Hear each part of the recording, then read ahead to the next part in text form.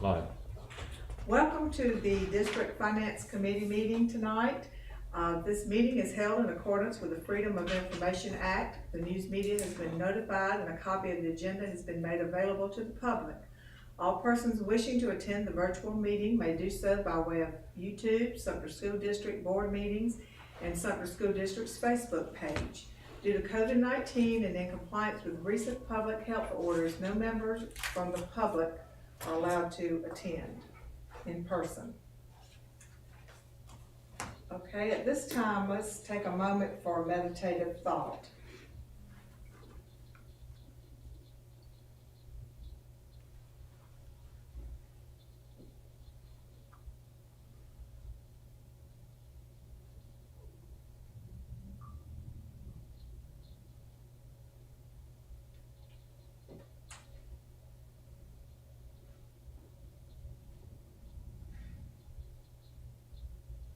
Thank you.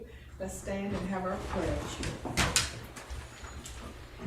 I pledge allegiance to the flag of the United States of America and to the republic for which it stands, one nation, under God, indivisible, with liberty and justice for all. All right, tonight as we call this meeting to order, we have our committee members present. We have Dr. Hilton, we have Brian Alston and Sean Reagan. We also have our superintendent, Dr. Martin Knox, and our CFO, Jennifer Miller, and then our administrative assistant, Ms. Amy Hanson. Committee members, you've previously received a copy of the agenda, so with no objections, the agenda will stand approved. Any objections? Okay, so it's approved. All right, at this time we'll follow our agenda. We'll have Ms. Miller start giving us her financial reports. Good evening, Finance Committee Chairwoman, Mrs. Ray, Superintendent Dr. Martin Knox, and Finance Committee members. This evening we're talking about the February 28th, 2021 General Fund Statement of Revenue and Expenditures. This has been presented to the board last week. The total projected revenue at this point is $128,038,569, and the total projected expenditures are $123,952,240. The other financing sources of approximately $4.6 million and other financing uses of approximately $3.9 million, bringing the change in fund balance to approximately $4.8 million. Would you like me to go into any other additional details? No. Does anyone have any questions? I know we've gone over some of this information as you've looked at it. Any additional questions? Okay, you can go ahead. Okay. If you would like to move on to the capital projects. Again, this is the information as of February 28th, 2021. It is for our capital project funds, starting with Fund 519 through 525. And if you have any additional questions on those, I can answer those tonight. I had a question in 522 is where the arts and athletics fall. And we always seem to have a question about that. That's available for them now at any time? Yes, so, okay, so they can be taken out of that. And I also had a question in that same fund about the painting. What painting is that? Is that just in district, or is that hiring someone out, or do you? It would be within the district. We have a painter on staff, and so that would be painting within the district. And he goes to all the schools? Yes. Okay.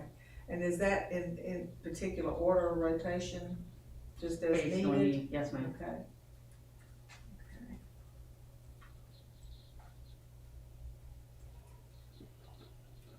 I have a few more questions, but I'll give you all the chance if anybody's got it.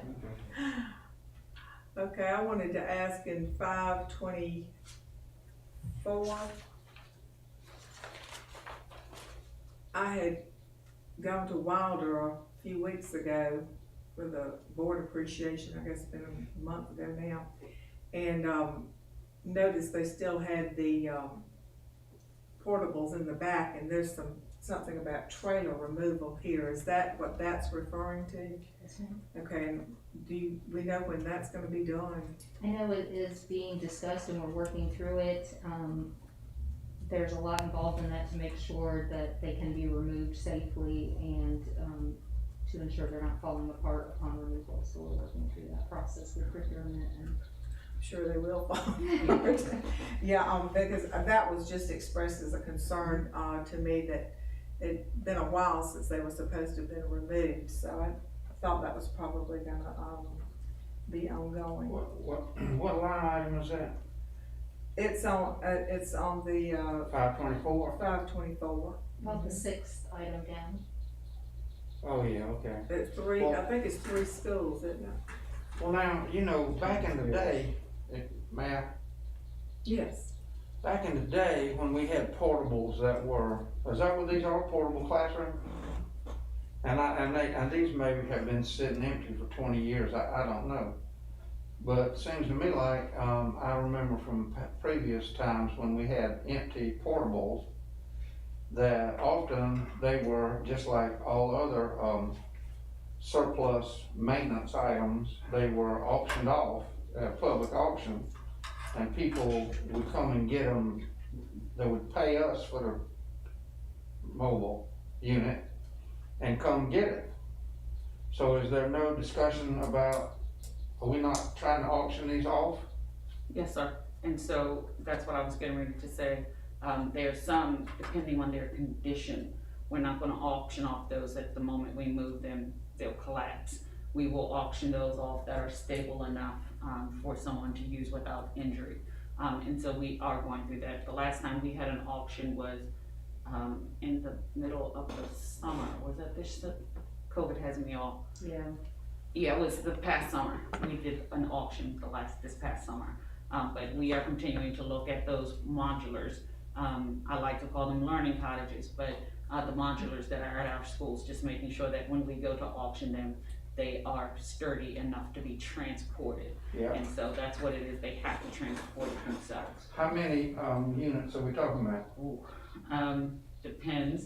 I know offhand, just thinking, I'm thinking that there's about 5 off the top of my head, and they're at elementary schools. But I could stand. How many are at Lamar? I believe there's 2 at Lamar. One is sturdy, and the other one is being used for storage. But there are other units at other schools that Yes, when they try to auction off. Yes, sir. And I can get an answer for you in a few moments. Yeah, the Wilders have been there a while though, right? You know what kind of shape they're in? No, I can find out. What do you call them, learning cottage? I do, yes, I sir. used to teach in a learning cottage Yes, myself, sir. back a Yeah, long, my long time teachers used to ago. like that. Be out from the main building. Do what? Teachers are like to teach in those. They I had a great stay experience. away from it. Be away from P13 it. was mine, Lucky 13, it was a great experience. Okay, and then in 525, I wanted to ask about, could you share with us the status of the, renovation of the Sumter Academy? So yes, we went to Sumter Academy for support and intervention just yesterday, to walk the building to see, the project as it's coming along. And it's coming along well because I got lost, walking around the building because what used to be is no longer. We're looking at an anticipation, but yesterday the conversation was around, the middle of April, they would conclude the work. There are some things that we saw that we didn't think about in the planning that we actually made recommendations about yesterday, and their safety matters. So that I don't know, it may extend the project, but we're looking at the middle of April. They're planning to work through spring break. Are we pretty much within this, revised budget? Yes, ma'am. Okay. All right. Okay, anybody else? Okay. If I may. Madam Superintendent, Yes, there sir. was some dialogue a while ago about the marquees and security doors at our schools. Excuse me,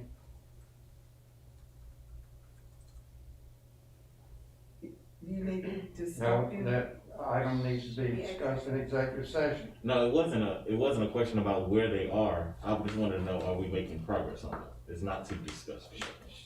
Shouldn't be discussed in open session at all, period. Okay.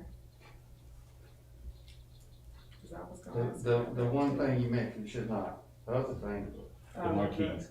marquee's fine. That's what I was. Because I know that now it's just a line items that say marquees.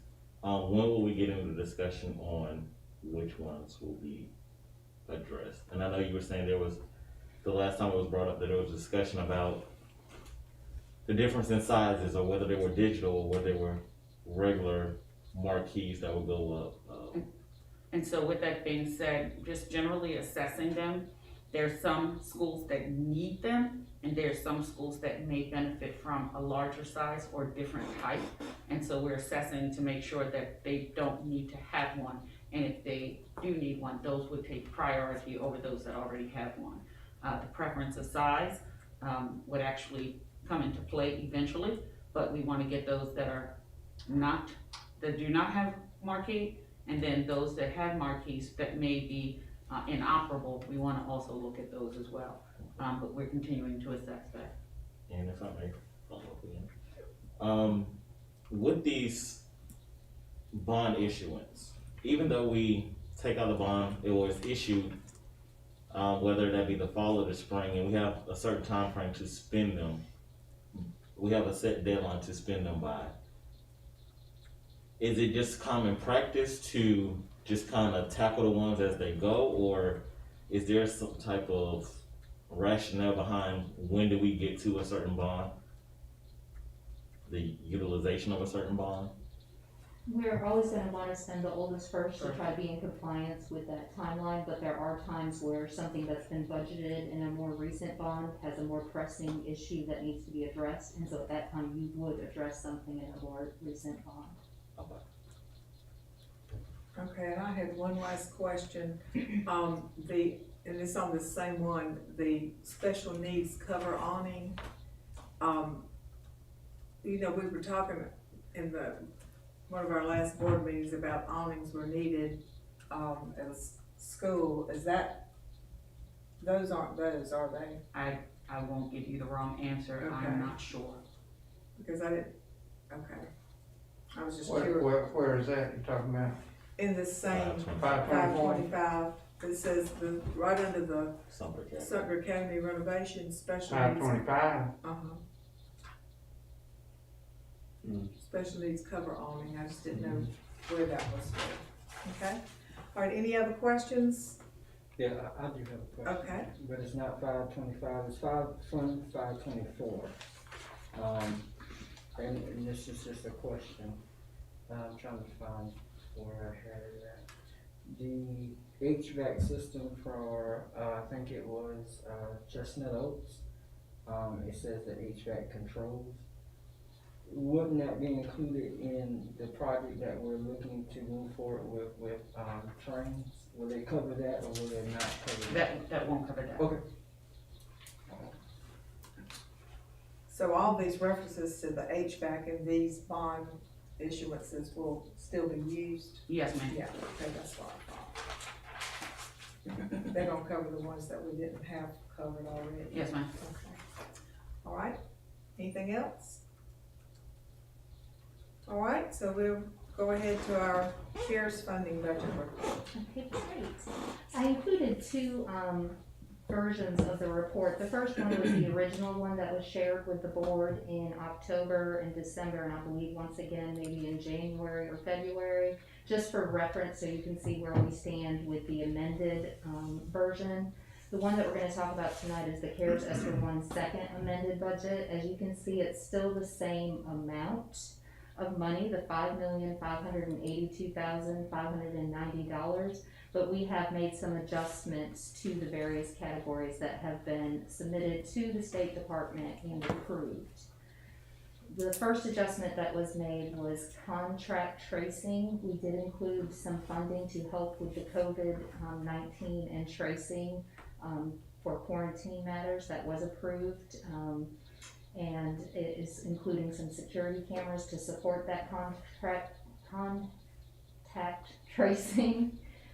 The other item that we worked on in this amendment was to remove expenditures that were budgeted for a 2-year period. We had expenditures for nurses, social workers, and building service staff that covered a 2-year period. Because we were not allowed to spend the ESSER 2 funds until the ESSER 1 funds have been completely spent, we went ahead and moved some of that budget out so that by June 30th, the salaries would be spent in ESSER 1.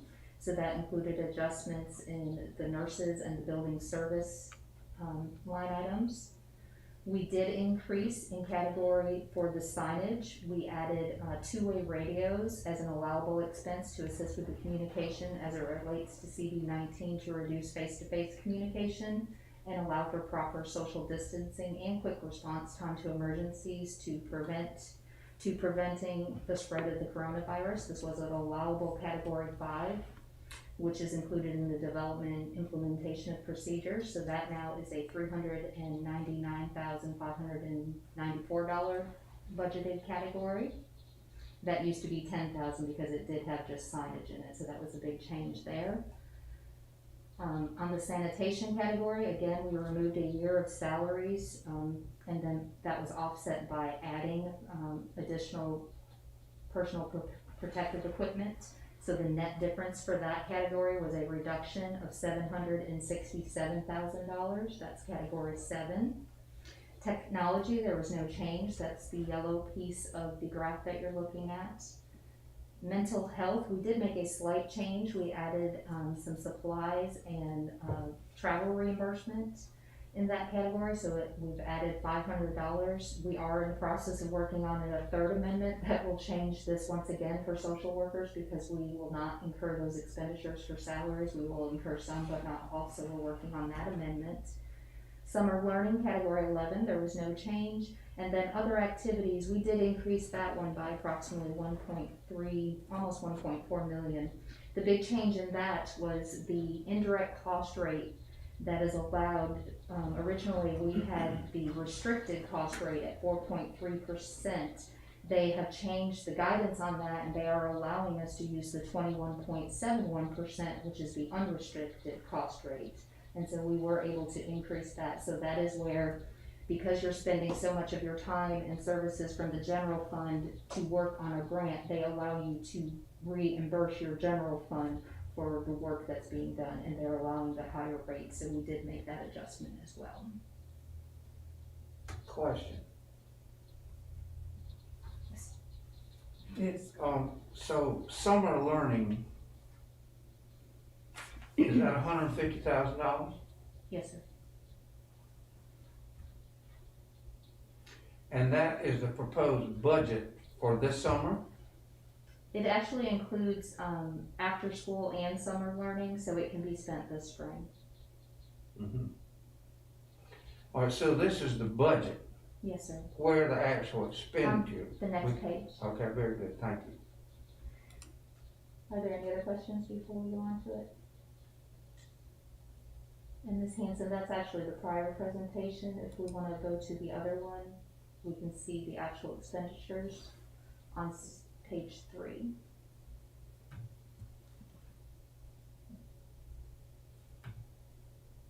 So on page 3, you can see that for the items that we just amended, we have obviously not spent those yet. We have spent $88,000 out of the nurses. We have spent $6,000 out of category 5 for signage. The largest category we have spent is $686,000 on PP&E, that's category 7. The next largest amount would be on our technology. We did spend $631,000. And then, as you can see, mental health, we haven't, go down one more, Ms. Hanson, right there. On mental health, we haven't incurred that, neither on summer learning, and then for other activities, we have spent $291,000. So as of March 25th, we have spent 30% of the budget, which was approximately $1.7 million.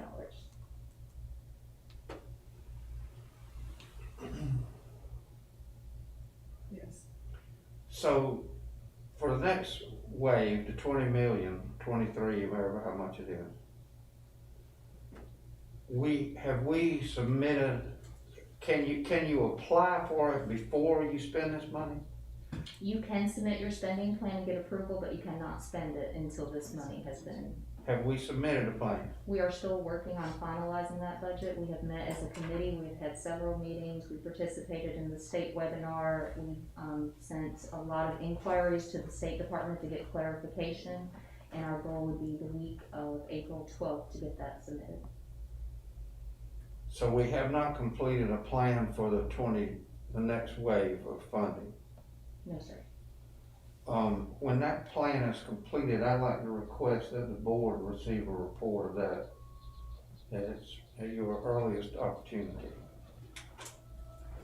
Would you like to see it before it's approved or after it's approved? Because we can submit it and. Oh, I'd like to see what you're submitting. That's fine. Sure, I think it would be helpful to see what you're submitting. And so, so for summer programs this summer, of the $5 million, we've only allocated $150,000 for remediation of our students for this summer. We also have coronavirus relief funds, that is Fund 217 that has money in there How as much well. is in there? On the next few slides, we'll get to that. Okay, my bad. Well, wait a minute now, so this 1.9 million is different from the 5 million? Yes, sir. Okay, good. When do we anticipate having this first wave spent? By June 30th, we've worked very hard to project what our salaries will be for those positions through the end of the school year, and taking a lot of time to reallocate those funds and move in here what is allowable to be spent to utilize these funds quickly so that we can move on to the larger funding. Seems like, I heard somewhere that if the first round of the CARES money, the $5 million, if we have a plan and it's encumbered, that we're planning to pay salaries with it, that qualifies us to apply for, to be able to get the next, in other words, even though it's not spent, we're anticipating it's gonna be spent on X, Y, and Z, and the money is, the budget is encumbered, so to speak, then that would qualify us to go ahead and receive the next round of money. Is that correct, or was I misinformed? I was not told that. What I was informed was that you had to spend the funds. They had to actually be spent. There are the 3 new categories that are not categories within ESSER 1 could be spent. So you can submit your plan, and those 3 last categories that were added that were in ESSER 2 that are not in ESSER 1, you could start spending those, but you had to deplete ESSER 1 and be spent before you could spend. That is what I have been told. Correct. I've also been told that approximately 20 school districts in the state have already submitted their plan for the second round, meaning they've already spent their money from the first round. Do you have any data on how many districts have already submitted a plan for the second round? No, sir, I do not have the data on that, but I do know when I was at the SCASBO conference down in Myrtle Beach, some schools that were not one-to-one used their entire amount of funding to buy technology and devices for their children. So yes, they have spent all of their money because they were able to make these very large purchases that they needed for their students. Okay, thank you for allowing me to interrupt and ask all these questions. No problem. And so now you're gonna tell us how much we're gonna spend on summer school this summer. Yes, sir. The next page was just the 12 allowable categories, but I'm not going to go through those unless somebody does want additional clarification on that. The next pie chart that is on the following page is the Corona relief funds. Now, your ESSER 1 funds have to be spent before you can spend ESSER two, but you do have until September 30th, 2022 to spend those funds. However, the Corona relief funds, you have to spend those by September 30th, 2021. So it is a balancing act of trying to spend these funds first, but also spend your ESSER one funds so that you can receive the ESSER two funds. And so our budget originally for CRF, if you recall, the original allocation was 1.8 million, and the final amount that was actually received was 1.9 million. The budget for that was 128,000 for nurses, 531,000 for PP&E, 717,000 for technology, and 529,000 for tutoring and support for our children. And this funding is different than the ESSER funds. ESSER funds have to have an approved spending plan that you have to do amendments for. The CRF funds just have 4 categories that you're allowed to spend in, and you just submit reporting after the fact. We have already received the funds and we're not requesting reimbursement, we just have to support that we spent them on the 4 categories. So there is a little more freedom in spending these, because you can spend and not have to go through and get an amendment when you make a change in how you're going to spend them, as long as you stay within those 4 categories. And there on the last slide, you can see what we've spent so far. We have spent 44% for 847,000 of the CRF funds, and the majority of that was on technology and supporting our children with tutoring. I have a question about the nurses. How many schools have nurses now, do you know? It changes daily. Because the quicker we hire, the quicker they leave. Right. And so the last time I checked, I think we had 2 schools without. But I can get a definitive number for that, because it changes. And what's the status of what the state's gonna do about nurses? Are they gonna require in each school? That's been the discussion, but we don't know how it's going to be funded. So we're being very cautious with the spending, because if there's a mandate, we're gonna have to fund that. But that's been a continuous discussion, and that's something that Ms. Bierman has actually been adamant about, and making sure we have them, and I agree. We do have some schools that could require 2 nurses, just because of the sheer volume of the work that they do. But we have not had any in-depth discussion about the how.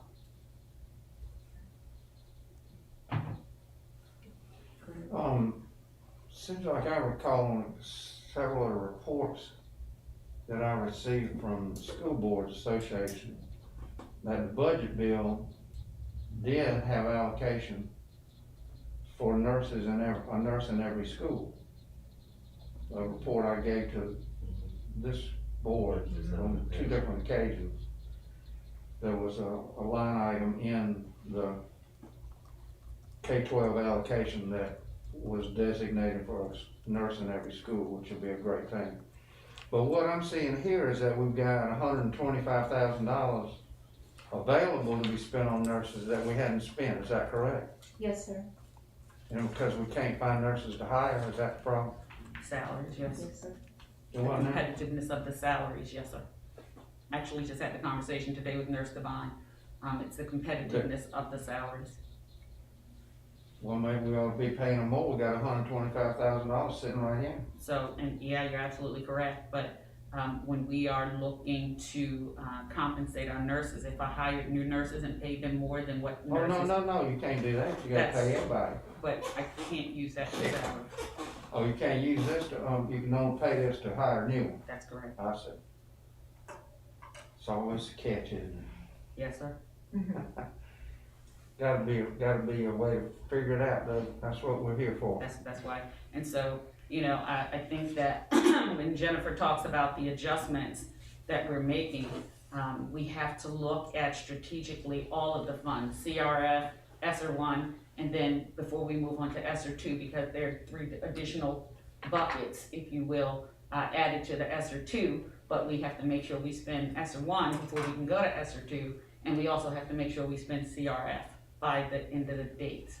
And so when we talk about making adjustments, such as what we've been talking about, the adjustments and the nurses or the staffing, we have to go back and look at the entire plan. Because if we pull one plug, it could cause a domino or ripple effect somewhere else. So we actually have to look at all of the funding. And so if you really wanna see us scramble,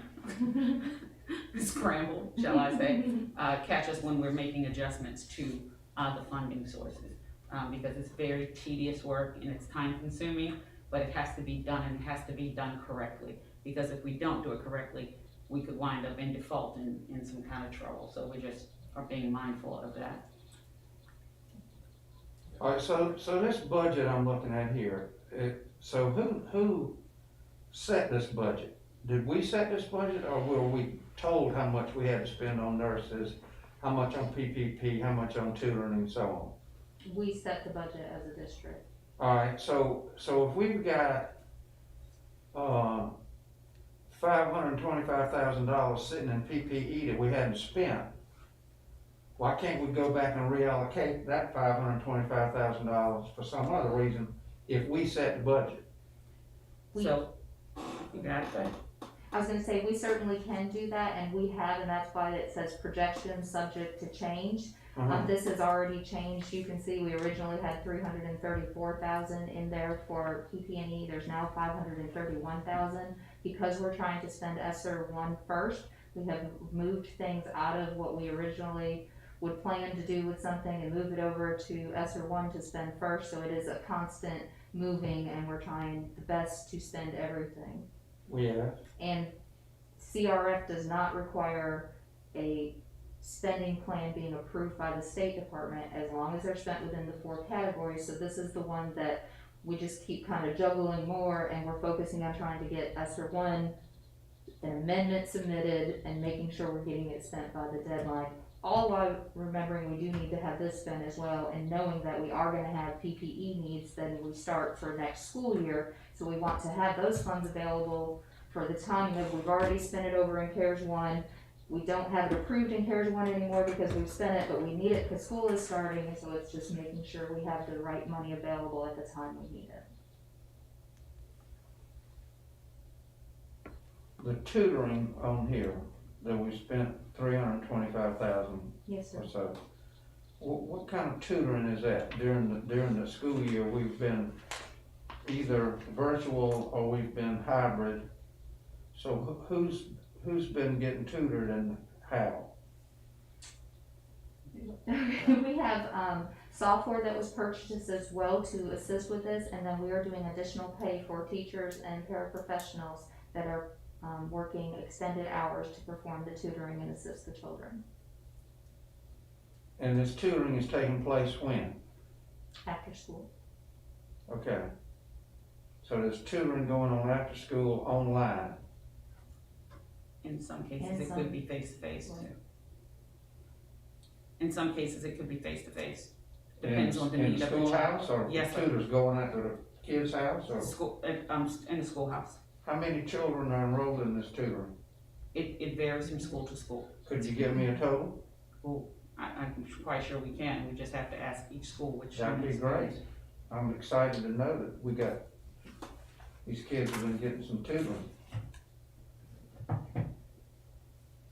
And which leads up to where I'm going with all this is that I'm afraid many of our children have fallen behind and are falling behind. And so this summer, is, in my mind, now that we're able to go back to school person to person 5 days a week, I would hope that we're gonna spend some money on some intense remedial activities for our children.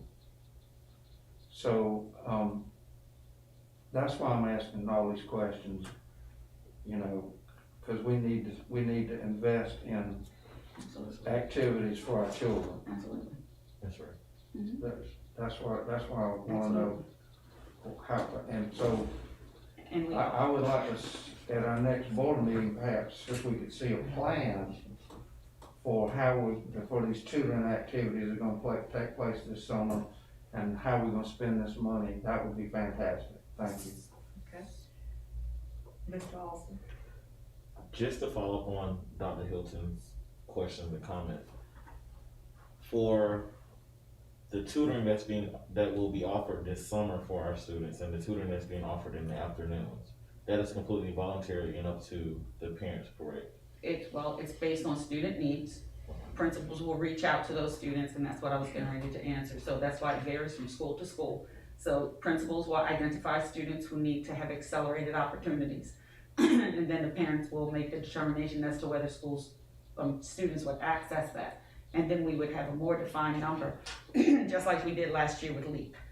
So we have the reading enrichment, we have summer school, we have extended tutoring. So we're gonna have to parse out that information to see which kid is being invited back in to the schoolhouse to have some sort of enrichment. We also have to make sure that while we're looking for the tutorial pieces, there are some schools that already have designed their programs because they get Title I funding. So we can't supplant this money with the tutoring. With the Title I pieces. So we just have to make sure we have the appropriate number. But to the point that Dr. Hilton just mentioned, all of our children, as far as I'm concerned, will need some sort of support and enrichment opportunities, just because of the nature of the impact of the pandemic. Yes. Mr. Reagan? The tutoring service that we're referring to after school, is that for the elementary, the middle, and the high school, or is just for one particular? It depends. So it's offered, we actually asked the schools to provide us with, or to identify the number of students who needed the tutoring. And so most of the elementary schools, all of them actually, are Title I, so they'll use their Title I funding. So most of our funding will go to those enrichment opportunities that are not funded by Title I, particularly in our secondary schools. Okay. So like when you talk about, like last year, LEAP was only for our elementary school, right? And so we needed to make sure we did something different for our secondary, but we had no idea the pandemic was still going to carry over from last year. So again, all year it's been making adjustments every time we get a shift in the approach that we needed to take to safeguard our staff and our students. What about transportation? Or is that? It would be a part of it. Yeah. We would have to provide our children with transportation. But let me just also say this, and I think Dr. McLeod and I spoke yesterday or one day this week, just making sure that if we have students, and we also talked about adult ed too in this conversation, that when we are providing support for our children, we also need to provide a virtual option as well. Because I do not want that fear and that angst of coming back inside the brick and mortar to get in the way of a child having access to rigorous instruction and acceleration. So we're also talking about providing a virtual option as well. Thank you. I have one more question. Okay. Ms. Miller, you mentioned some dates and I was writing it down. However, I think I missed the date that you said that we should spend the CRF funding. What's that? The CRF is the closest date, that's September 30th, 2021. Thank you. Any other questions? And if you don't mind, I can provide you with the answer to the questions that were presented earlier. Okay. And I will start with yours. So the question that you posed, Ms. Ray, was how many of our schools do not have nurses? It was 3 schools prior to today. We had 2 resignations, so now there's 5. Our middle and high schools share nurse, and all elementary schools have a full-time nurse with the exception of one of the elementary schools. So one of the schools had a vacancy 3 today, or effective 3/31, is that today? Tomorrow, and one was today. So again, as we talk about, that number continues to fluctuate because while we're hiring nurses, they're also leaving as well and going elsewhere. You have a question about nurses? Yes.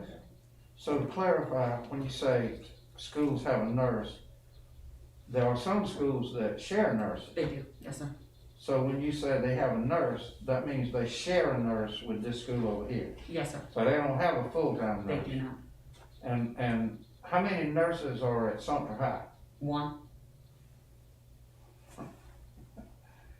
And that's what I was talking about Yeah. earlier when I referenced that some of our schools when I was speaking earlier, I said some of our schools have a much higher rate and a need for 2 nurses. Yeah, or So 3. possibly. Yeah. Or 2 and a nurse's aide. Either way, they still need additional support. Right. Thank you for that clarification. Yes, sir. And I can give you the trailer She for the go. Learning Cottage information too. Go ahead. Thank you. So for the Learning Cottage data, we have 16 and 4 are stable. And so the next auction will be, the last auction was in May, and we're planning to do another one, but there are only 4 stable out of the 16, so it's about getting them removed at this point. And the work with the marquees, we have a planning session with someone who can help us assess the marquees.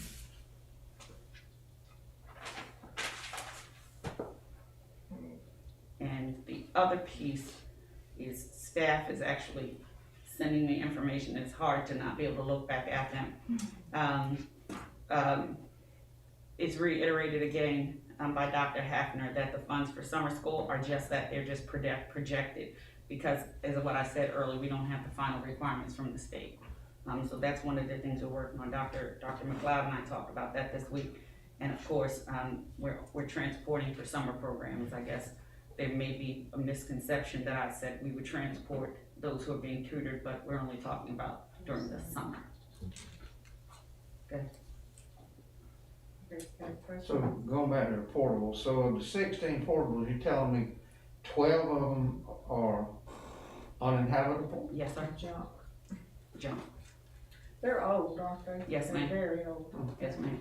I think, when I first came, I was at one of the elementary schools and I was like, what's that used for? And so, it is being used in some cases as a storage area, but in some cases they can't be used for anything. So it's a matter of just getting them appropriately moved and disposed of. So unfortunately, we didn't auction them off before they were worthless. I know that was before your time. Just saying. Unfortunately. Still use them. Huh? They can still use them if they're gone. They can renovate them. Oh, no, they, you Some of them can't are buy just- them, that's you what they can't. say. If you move them, they fall. There's They only- fall Still apart. fall apart. There's only Oh. 4 that are fit to be moved. Well, you can do. Okay. Okay. Back to Dr. Hilton, well, you talked about the nurses being included in the budget. I think it's like $5.5 million is in the budget, the line item in the state budget to put a nurse in every school. But I mean, when you think about 5.5 million, it's what, 80 plus school districts. I don't know how many schools in the state.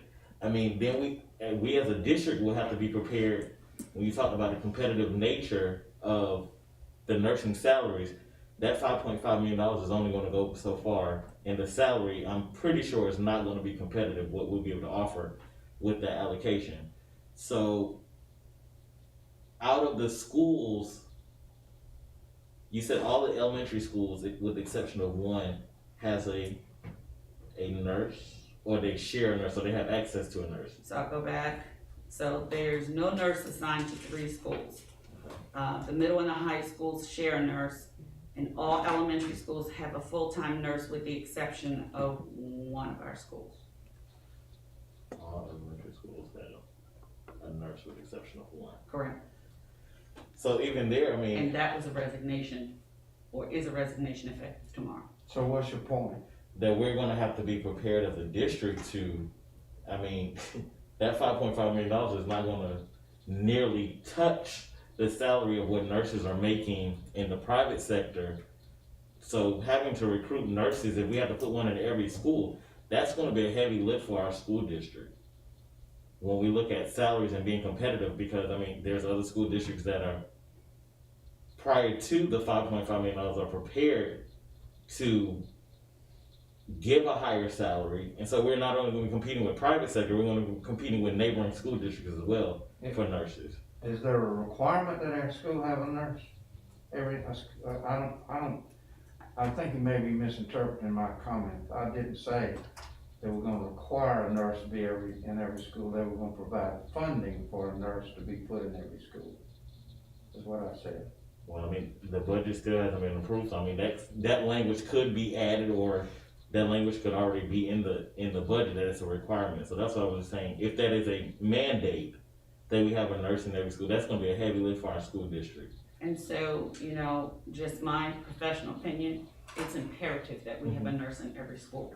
And the reason I say it is not just for dealing with illnesses associated with the pandemic, but prior to dealing with coronavirus, we have children with so many health needs. We have children who are diabetics, we have children who are asthmatics, we have children who have catheters, we have children who need to be changed, and they have some special services that are required.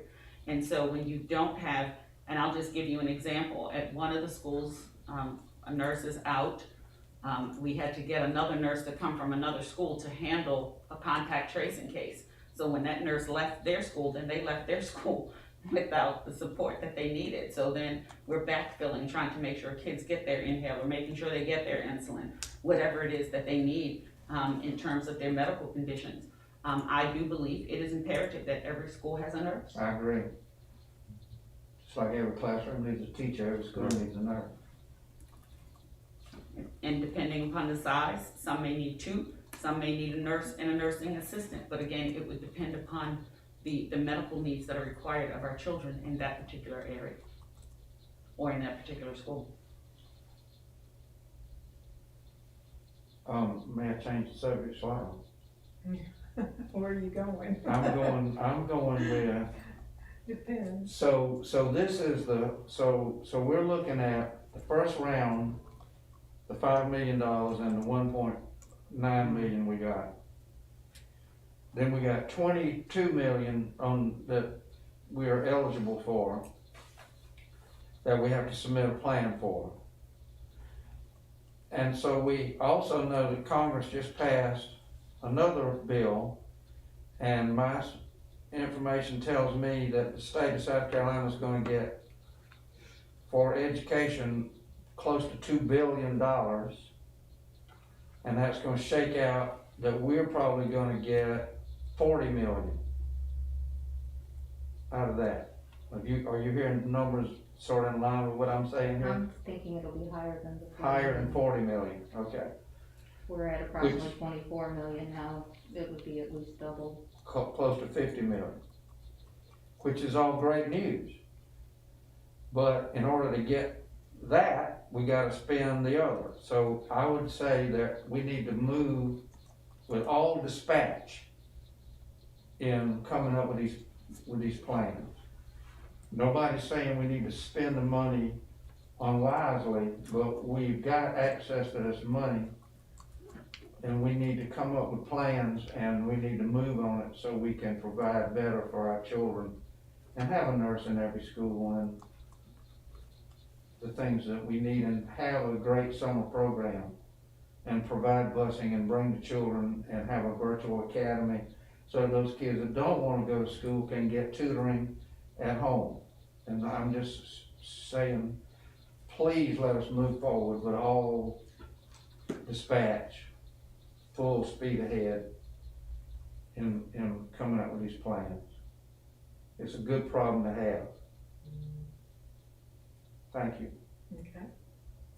All right, let's go on. Okay, I'm not asking them if they have any more questions.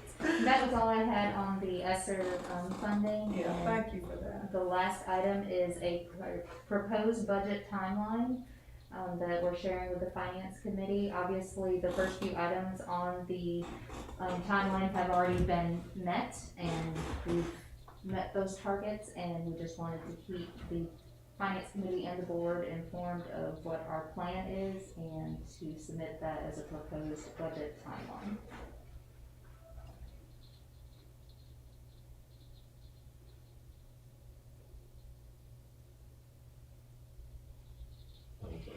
Okay.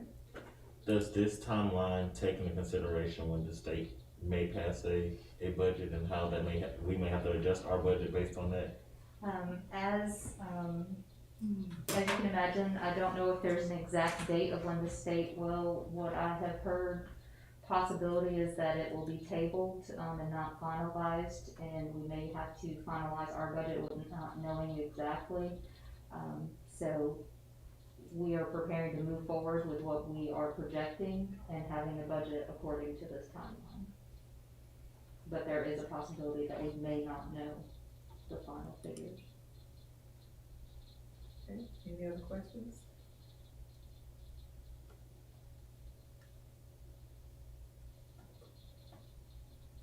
Okay. Thank you. Oh, okay, go ahead. Well, I just wanna, again, I know, we've had lots of discussion about the state budget and our budget and our fund balance. And there's been lots of discussion about bonuses and salary increases. But again, I think, as you feel the same way, that our people, I know you feel the same way, that our people, it's been a very stressful year, and so I would hope that we would continue to consider providing a small bonus at some point over the course of the year, because it looks like the budget is not gonna be cut. It looks like the budget may even slightly increase. So again, I just wanna throw that out, that, like you, I believe our folks deserve some extra for the difficulty they dealt with this year. So I hope we will continue to look for ways to either provide a salary increase or a bonus for all of our employees in the district at some point, this year. Thank you for allowing me to share that opinion. Before we go on. I agree with Dr. Hilton, wholeheartedly, that our staff has worked tirelessly, during the course of this pandemic. But I would just like to say, for the record, I think that we should use the words of our Ways and Means Chairman, Representative Smith, and as he was quoted in an article recently, regarding the state budget and the state revenue. And it says, he expects the state revenue to go up as COVID-19 cases go down, but that's something that lawmakers can't bank on yet. So the budget is addressing top priorities now, and that top priority is education. But as he said, we should prepare for the worst, but hope for the best. And I think that is what we as a district should keep at the forefront as well. Yes, we want to make sure education is our priority and that our staff and our students are being taken care of, but at the same time, please be cautious and prepare for the worst, because we don't know. It may not be this year, but we don't know what the next 2 years or 3 years could look like. Okay. All right, thank you, Ms. Miller, for your clarification on things and your report. Welcome. It was good information. Okay. Now, at this time, we need to go into executive session. I'm gonna need a motion. Madam Chair, I move that we enter into executive session for the discussion of personnel and proposed contractual matter. Second. Okay, well, the motion's been made and seconded, so we will now go into executive session for discussion of personnel and proposed contractual matters. If you've been joining us virtually, we will be back. Don't know how much time we'll be in executive session, but we appreciate your viewing us, and we will be back. So if you'd like to wait and come back in, that'd be great.